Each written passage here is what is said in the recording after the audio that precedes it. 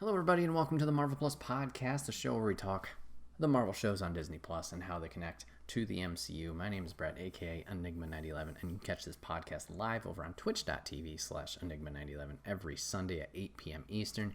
You can join the chat if you're a subscriber over there. We'd love to have you guys in on the theory talk and what you thought of the episodes or the show. If you can't catch it live, that's okay. You can go over to YouTube the very next day where it drops at 12 noon Eastern, unless it's a special episode like today, where we're talking Shang Chi. We're talking the movie Shang Chi. We did this with Black Widow not too long ago.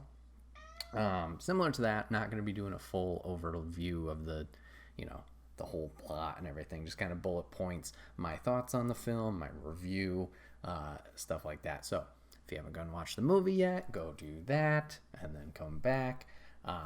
But yeah, we're going to get into full spoilers and everything. So let's get on into it. So yeah, Shang-Chi, as of recording this right now, dropped this past Friday. This movie was awesome. This movie was really, really good. And that's a surprise, not in the fact, I thought it was going to be bad, but, knowing so little about this character and walking out of it just loving it is awesome. If you're watching the video right now, I'm sure my green screen is going to cut my hand off, but this Marvel poster over here with all the random assorted heroes, he's covered right now, but in this corner is Shang-Chi. That's the only time I've ever seen him, known anything about him. And he doesn't look anything like his comic book appearance, or the movie appearance as well. So, knew nothing about the character going in. And it was a fun time. The action, the fight scenes and choreography is amazing. You are glued, eyes are glued to that screen as those fights are going on. Everything is impactful. Everything's exciting to watch. And I like how everything flowed. Obviously, you guys have seen it, but the bus scene early on in the film was awesome to watch. Just how he's able to, maneuver through the bus and deal with all of the goons in there was just really cool. And then obviously later on we'll see the combat with the rings and the combat with I'm not sure what that weapon is. Every time I saw it, I was thinking of Scorpion from Mortal Kombat, but that the sister uses the pole launchy rope thing. Just really cool to see that. Those aspects of the movie, and I think they nailed it out of the park. Really exciting, really fun to watch. Yeah, the movie was fantastic. I think they did a great job of making this one stand on its own and not be too much of a crutch of this is an MCU movie, we need to tie everything into the MCU. Do we get hints of that through cameos and obviously later on farther past credits of connective tissue? Yes, but while watching it, it was its own entity, and that was fun. It wasn't constantly chasing the coattails of having to tie into something greater, if that makes sense. I don't know if it does. Whoa, that was really loud. Sorry, audio listeners. So there's that going on, and because of it being unique, it's just fun. Similar to the Black Widow film, this film focuses a lot on family. Family is a driving aspect of it, whether it's blood related family or his best friend Katie, and it's really cool to see those developments throughout the film. Obviously, we get a lot of flashbacks going back to his childhood with his mom, with his dad, with his sister, and seeing obviously how he was raised, what he had to go through growing up, and the constant going back and forth with it. I thought it worked well. It didn't feel like anything was either shoehorned in or out of place or why didn't you show me that earlier? Everything kind of flowed, and I think that was good too, because as we see with Sean or Shang-Chi, he's got a lot of internal struggle with obviously being the assassin his dad trained him to be, and unfortunately following through on that one task. He's having a tough time getting over that and coming to acceptance. this is something I did. Like, he knows it's wrong, but like learning to move past it, if that makes sense. And like the whole time you see that with the family, kind of like they're all dealing with their own things and like moving past it. Like even the dad at the end has redemption of realizing, hey, I messed up, and like take the rings, use them, and then not sacrificing himself, but understanding like it's time to go. So that was cool. I already talked about, let's say that. I thought the supporting cast in the film was great. I mentioned Katie already. Aquafina, I think is the actress's name. Nails it. Just got the comedic parts, but also you really sympathize with the character and kind of relate. I don't think, like, towards the end we get hints that she's still going to be around. I don't think she's a hero per se in the superhero terms. So I don't know like what her role is going to be going forward. The closest parallel I could think of was like Ant-Man and his crew. Like we see them in the next movie, but obviously they don't have that superpower role to step in there. They're like the kind of, I called it the earlier, supporting role. So she was great. The sisters was great. And then the whole village of Ta Lo that they ran into. Just everybody did really well with their performance. And then we got some fun cameos in this film. We saw it in the trailer. We see Wong and we see Abomination. This is the first time we've seen Abomination since Incredible Hulk in 2006. Oof. Looks a little different, a little bit more amphibious than he did in his Incredible Hulk appearance. I wonder how much they're going to change with that character. I mean, obviously it's been years since we've seen the guy. I don't remember his real name. But like, seems like he's okay. He's just in this fight pit. Him and Wong were good after their fight. Interesting note, Wong and him kind of go through the little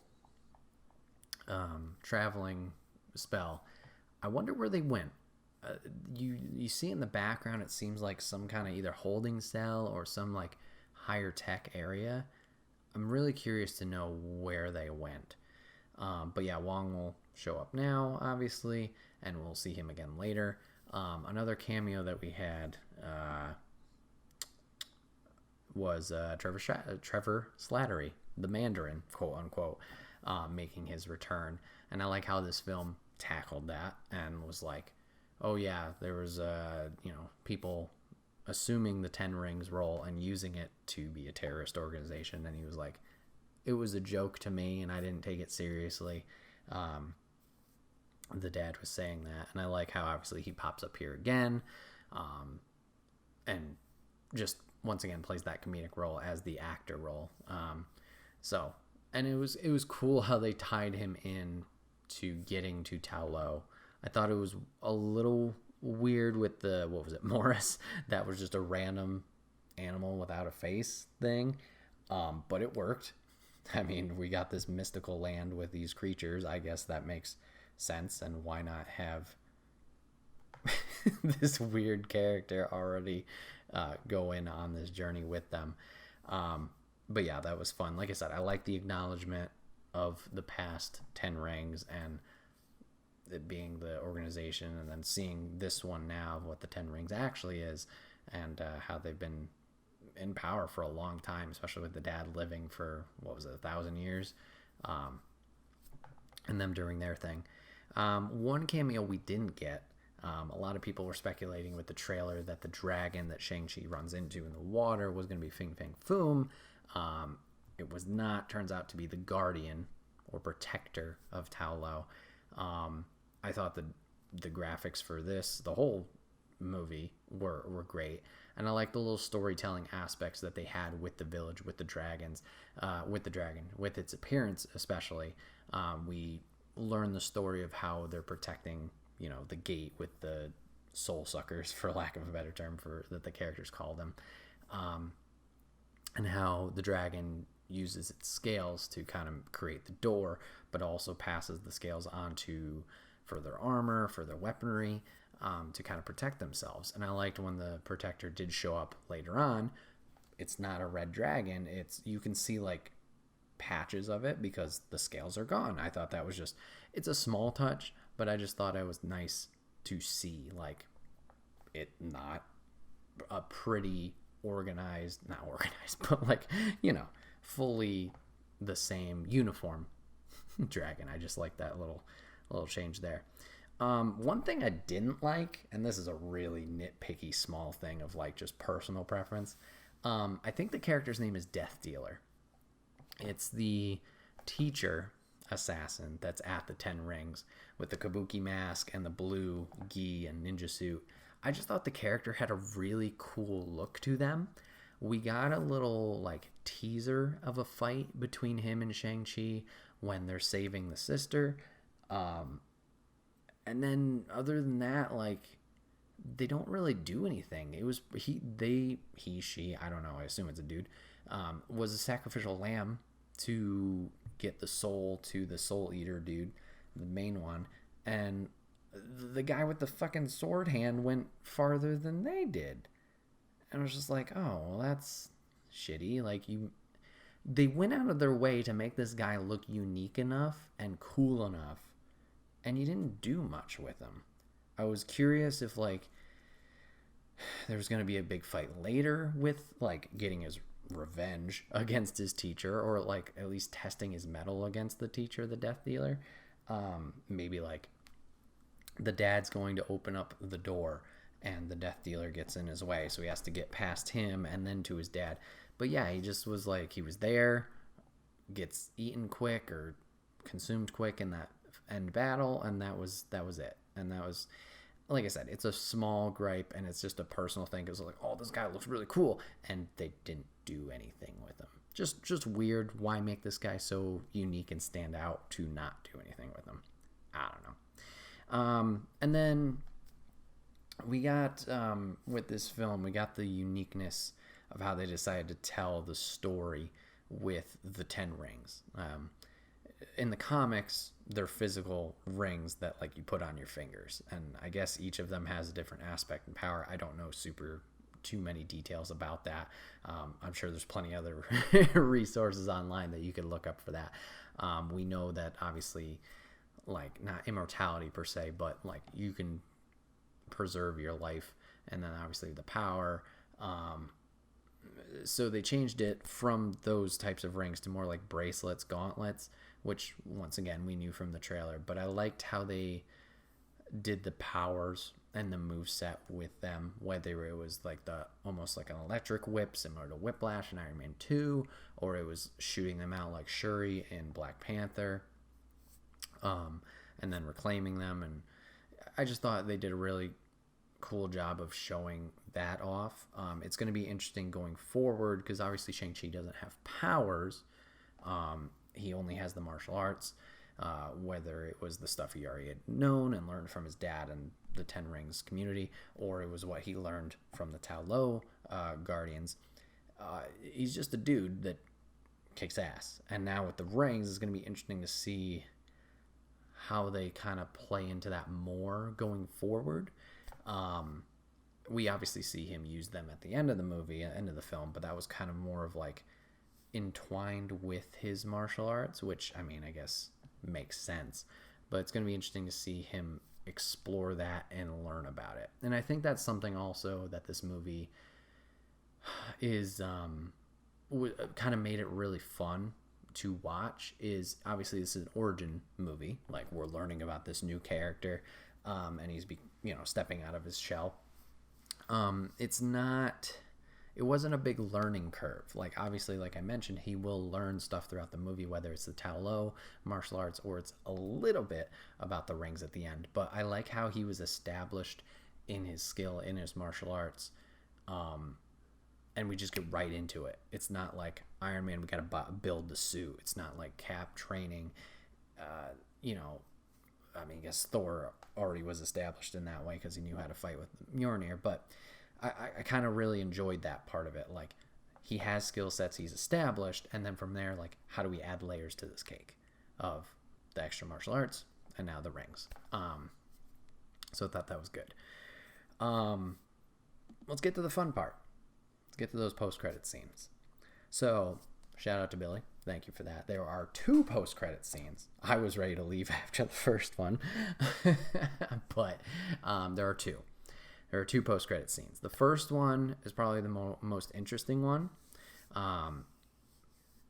So we reconvene with Wong, and he mentions that the rings, as soon as Shang-Chi became in possession of them, put out some kind of aura message, ping, whatever you want to call it.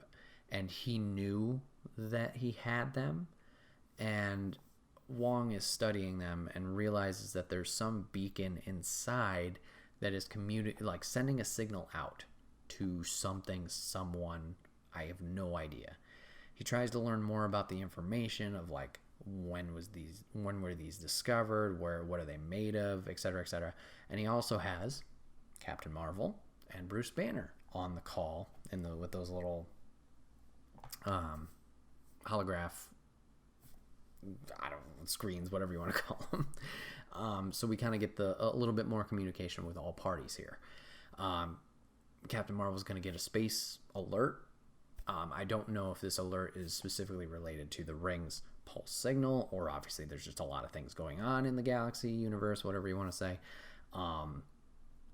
So we get Shang-Chi and Katie kind of more ingrained into the whole group. So the thing now is we're going to figure out where this signal is going, what's the point, what's the purpose of it. Yeah, they're pretty much in the group now, in the gang. We get the little fun after part where Wong and them are going to go partying and go karaokeing, but main stuff right there. Then we're going to get our second post-credit scene. And we're going to see, we heard the sister was going to dismantle her father's operations of the 10 rings, kind of take out that and clean it up. Turns out that's not the case. She is, in fact, going to be taking over the 10 rings and kind of taking over it herself to do what she wants to. So I don't know if this necessarily means she's evil, quote unquote. They did do the little 10 rings will return little clip thing at the very end. I made a joke that it's going to be a Disney Plus series. I highly doubt that's going to be the case. I guess maybe this is the best setup for Shang-Chi 2, whenever that does happen, Phase 5, 6, who knows by at this point. Maybe it's going to be a familial dispute again with, Shang-Chi and his sister going after each other, which seems odd. I wonder what her motivation is there. I did like her motivation earlier on in the film when we learned she's running the fight arena thing. Like, just, if my dad's not going to let him, or if her dad is not going to let her into the Empire, she'll make her own. So maybe this is just a way of getting back at him to, like, I'm the boss now kind of thing. But yeah, I'm curious to know, like, what the animosity, if this is the path we're going, the animosity between the siblings will be, because it seemed like they were on great terms once we got over that initial hump of the reuniting. I don't know. It's tough to say. But yeah, overall, movie was fantastic. I really enjoyed watching it. Like I said, the fun little cameos here and there were cool, but I don't think it overpowered with, like, MCU in your face. Like, there's a bigger thing going on here. I think this did a great job of introducing Shang-Chi, giving him his own story, making all the characters compelling and interesting, and made you care about it. And it's going to be cool to see, like I said, going forward, what they do with this character. I think it's going to be really intriguing to see him interact with the rest of the heroes eventually when we do get another team-up movie. Like, how is that going to play out? How's that going to play out with everybody else, especially the ring power set? It's going to be fun. But this has been another episode of the Marvel Plus podcast. My name is Bret, aka Enigma9011, and you can catch this podcast live over on twitch.tv/Enigma9011 every Sunday at 8 p.m. Eastern, unless we do a special episode like this about the movies. But you can check it out over there. Join in the chat if you're a subscriber over there. We'd love to have you in on the conversation and all the fun theories. If you can't catch it live, that's A-okay. It's posted the very next day over on YouTube. Just search Enigma 911, whether it's the regular episode at 12 noon Eastern, or it's these special ones where it's hopefully Monday as well, but at some point during that day. I appreciate you guys checking out this video. Like I said, I hope you guys enjoy the film. Hopefully you guys are looking forward to the Eternals in November and Spider-Man in December. Those will be coming up. But yeah, appreciate you guys giving this a watch, giving it a listen, and I will see you guys on the next one. Take care.